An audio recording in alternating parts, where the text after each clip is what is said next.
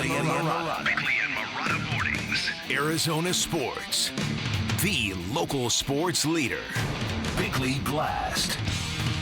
A narrative took flight in the NBA last year that we are all watching an imminent changing of the guard, where LeBron, KD, and Steph Curry were all passing their torches to a new breed and a new generation of stars. Well, you know what they say, 2 out of 3 ain't bad, because while Curry is already out with an injury, and while LeBron just played the worst game I have ever seen him play, we are still lucky to be watching peak KD, a timeless, ageless player who remains one of the best shot makers the game has to offer, a 7-footer almost 20 years into the game, still stacking 30-point performances like they were pancakes. Now, there was a time when I wondered about KD and Book and how the Olympic experience might harm them going forward, causing unnecessary miles, attrition on their body, or maybe prompting them to slow roll their way into a regular season, or maybe how gold medals might dull their ambition and their hunger in the grind of a regular season. Well, to the contrary, KD has been sensational, and he's been supremely engaged, from his too small gesture at Luka to gassing up the crowd last night. KD looks to be in a much better place from this time last season, and not coincidentally, so do the Suns. All right, today's Bickley Blast brought to you by my great friends at Chapman BMW, who make luxury attainable. Find them online at chapmanbmw.com.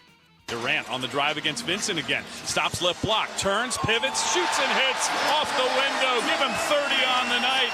And the Suns are up 4, 105-101. KD taking over here down the stretch with just over 2 minutes left. Yeah, he was very good last night on both ends of the floor. 11 of 20, 30 points. He blocked 4 shots last night. Yeah, and is engaged on that side. One of the early takeaways through 4 games is it's 1/20th of the season, but this team is buying in on the defensive end too, regardless of who's out there. Yep. Now, there were times, I remember last year, it was sort of the storyline, LeBron and KD for being great players. They haven't played each other a lot. Last night, LeBron couldn't guard KD. No. LeBron couldn't guard me last well, night. there yes, is that. He could. But the point remains that, and look, I'm not saying Steph Curry is cooked, but he's out with an ankle injury. Injury, which has bothered him his entire career, those ankle injuries.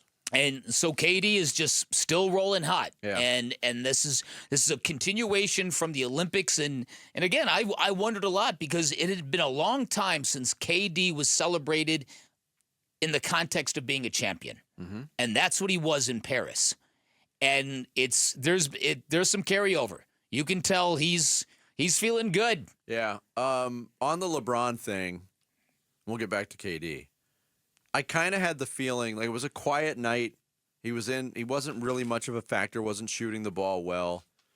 The Lakers were leaning on Davis, and then Austin Reeves had his stretch, Rui Hachimura had his stretch. But I'm thinking, all right, this is a close game. LeBron's got 7 points. With 4:14 to go, I jotted down. Okay.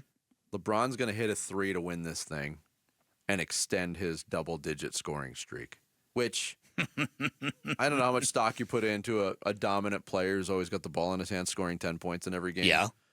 It's a big deal to them. It's an accomplishment. It's certainly an accomplishment to him.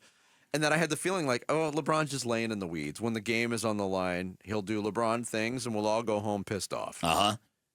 He couldn't do it. Like, he made a 3 to get to double digits, but he just did not have it last night. And it was odd to see. I ain't sad about it, but it was odd to watch. It was very odd to watch, because the way the game began, I thought, oh man, this Anthony Davis, this guy is really, really a monster. And then I thought, so when LeBron takes over, this is not going to be good. And there just wasn't much to LeBron's game last night. And I don't know what it means, whether it was a one-off, whether it was a kind of a sign that it's not going to be there every night for LeBron. I don't know. That's how it happens for a lot of superstar athletes, is they can still recapture their greatness, but not as consistently. It's not an every night thing.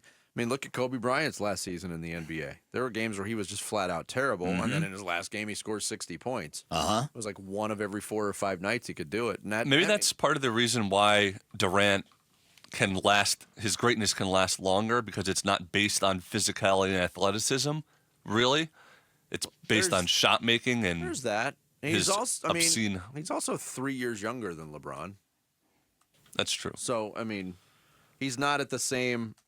He's not staring, but he's a father time in the face the way LeBron is. He's unguardable though. That like in a way that like if that jumper will never leave him because nobody could stop it. So as long as he's healthy. But he's also a 7-footer, and guys with that body type generally don't have that kind of longevity. No, that's true, and he's not the thickest guy. I mean, he's slightly built. Mm-hmm. Remember the questions about Kevin Durant coming out of the combine when he was out of Texas?